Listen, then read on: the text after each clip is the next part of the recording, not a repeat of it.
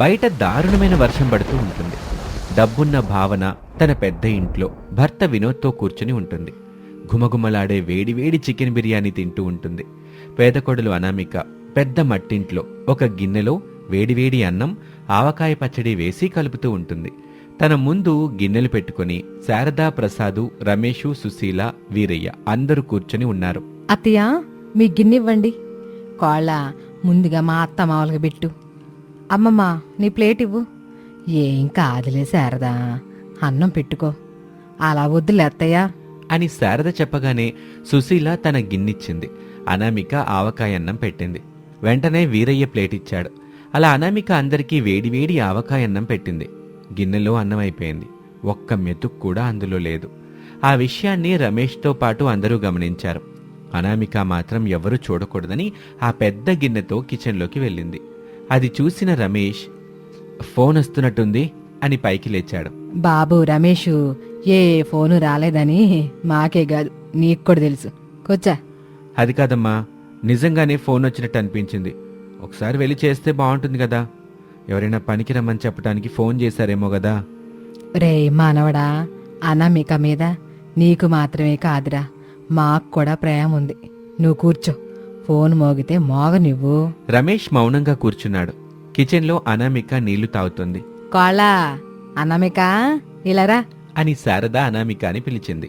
కిచెన్లో ఉన్న అనామిక ఆ పిలుపు విని వస్తున్నానత్తయ్యా అని వాళ్ళ దగ్గరికొచ్చింది. అనామిక, మా అందరి మధ్యలో కూర్చో. ఎందుకమ్మమ్మా? కూర్చో తల్లి, మీ అమ్మమ్మ కూర్చోమని చెప్పిందిగా, కూర్చో. నేనే ఎంతవరకు ఎందుకు, ఏంటి, ఎట్టా అని మీ అమ్మమ్మని అడగలేదు, నువ్వడుగుతున్నావు. సుశీల ఒక చూపు చూసింది. వీరయ్య మాట్లాడలేదు. అనామిక చిన్నగా నవ్వుకుంటూ అందరి మధ్య కూర్చుంది. గిన్నెలో అన్నం లేదని మాకు తెలుసు మానవరాలా. మీ కడుపుని నీళ్లతో నింపుకొని మా కడుపులని ఆవకాయ అన్నంతో నింపాలని చూస్తున్నావా? లేదమ్మమ్మా, అన్నం ఉంది, మీరు తినండి. నా పేద కోడల మనసు ఏంటో నాకు తెలీదా? నోరు తెరువు అనామిక. అది కాదత్తయ్యా. నోరు తెరువు తల్లి, తల ఒక ముద్ద పెడతారు, అప్పుడు నీ కడుపు నిండిద్ది, మాకు తృప్తిగా ఉంటుంది. అనామిక నోరు తెరిచింది. అందరూ ఒక్కొక్క ఆవకాయ అన్నం ముద్ద పెట్టారు. అనామిక కళ్ళల్లో నుంచి కన్నీళ్లు కారాయి. కారం ఎక్కువైందా తల్లి? లేదమ్మమ్మా, ఇవి మమకారపు కన్నీళ్లు. ఈ పేద కోడలు ఏమిచ్చి మీ రుణం తీర్చుకుంటుంది చెప్పండి. అంత పెద్ద మాటలు ఎందుకు కాళ్ళా? తిను ముందు. నాకు చాలా తియా, ఇక మీరు తినేసేయండి. నేను వెళ్ళి మంచినీళ్ళు తీసుకొస్తాను అని అనామిక అక్కడి నుంచి వెళ్ళిపోయింది. అందరూ ఆవకాయ అన్నం తింటూ ఉంటారు. అనామిక నీళ్లు తీసుకొచ్చి వాళ్ళ దగ్గర పెట్టింది. అత్తయ్య, నేను మళ్ళీ వస్తాను. ఈ వర్షంలో ఎక్కడికమ్మా? ఇప్పుడే వస్తాను అత్తయ్య అని అనామిక గొడుగు పట్టుకొని ఒక సంచి పట్టుకొని ఇంటి నుంచి బయలుదేరింది. ఆ ఊళ్ళో ఉన్న రేషన్ షాప్ దగ్గరికి వచ్చింది. అది మూసేసుంది. దాంతో అనామిక అక్కడి నుంచి రేషన్ షాప్ డీలర్ రేణుక ఇంటికి వచ్చింది. అనామికాని చూడగానే రేణుకకి కోపం వచ్చింది. ఏంటన్నామిక ఇది? నీకేమైనా పద్ధతిగా ఉందా? ఈ నెల రావాల్సిన రేషన్ బియ్యం తీసుకున్నావు, ఇంకా కావాలంటే ఎలా చెప్పు? ఈసారి అందరూ తీసుకున్నాక బియ్యమే మిగల్లేదు. కోపం తెచ్చుకోకక్క, మా పరిస్థితి నీకు తెలియందా? చెప్పు.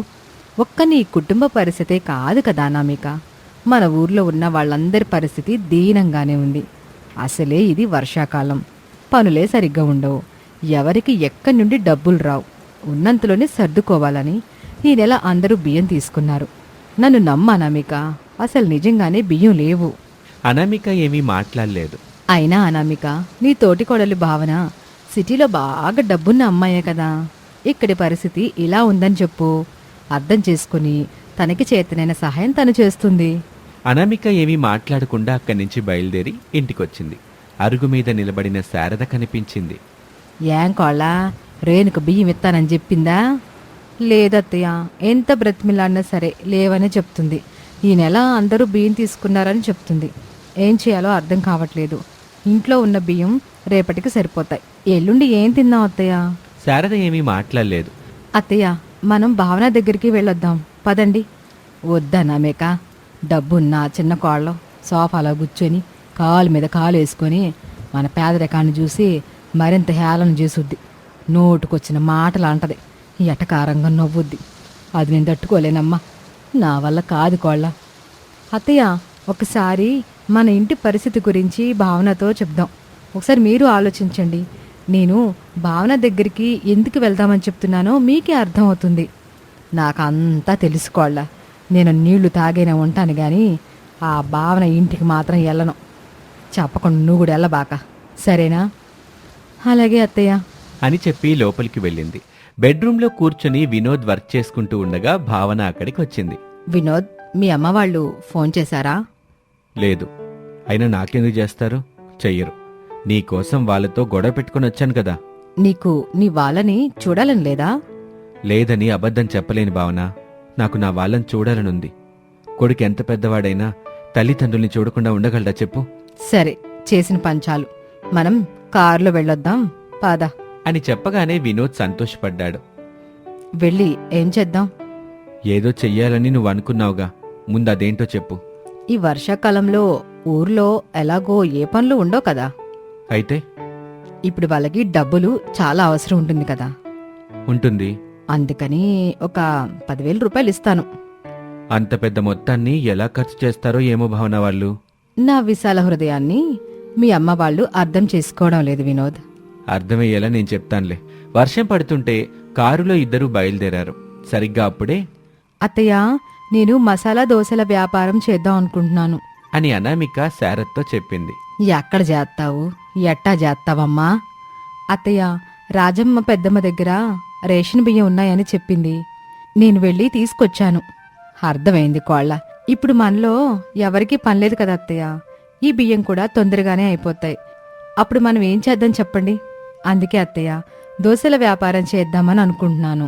ఈ వర్షంలో ఎవరైనా సరే వేడివేడిగా తినాలని అనుకుంటున్నారు కదా. సరే కోళ్ళ, నువ్వు ఏం చేసినా మన కుటుంబం కోసం చేస్తావని నాకు తెలుసు. అట్టాగే నీకన్ని విధాలుగా నేను సహాయంగా ఉంటాను. అలా మాట్లాడుకుంటూ ఉండగా కారు వచ్చి ఆ ఇంటి ముందు ఆగింది. శారద, అనామిక బయటికి చూశారు. భావన కారు దిగి నిలబడింది. వినోదు భావనకి గొడుగు పట్టుకొని నిలబడ్డాడు. అది శారదకి నచ్చలేదు. పదండి, డబ్బున్న కోడలొచ్చిందని మనకి ఎవరు బ్యాండ్ మేళంతో స్వాగతాలు చెప్పరు. సహాయం చేద్దామని వచ్చాం కదా, చేద్దాము, పదండి. భావన నడుస్తుంటే వినోద్ గొడుగు పట్టుకొని నడుస్తున్నాడు. ఇద్దరూ ఇంట్లోకొచ్చారు. అందరూ అదోలా భావన వైపు చూశారు.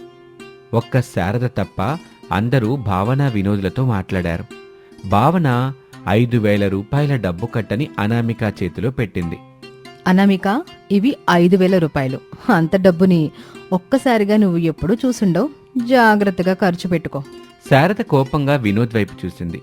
వినోద్ ఏమీ మాట్లాడకుండా తలదించుకున్నాడు. అనామిక శాంతంగా ఆ డబ్బుల్ని తిరిగి భావన చేతిలోనే పెట్టింది.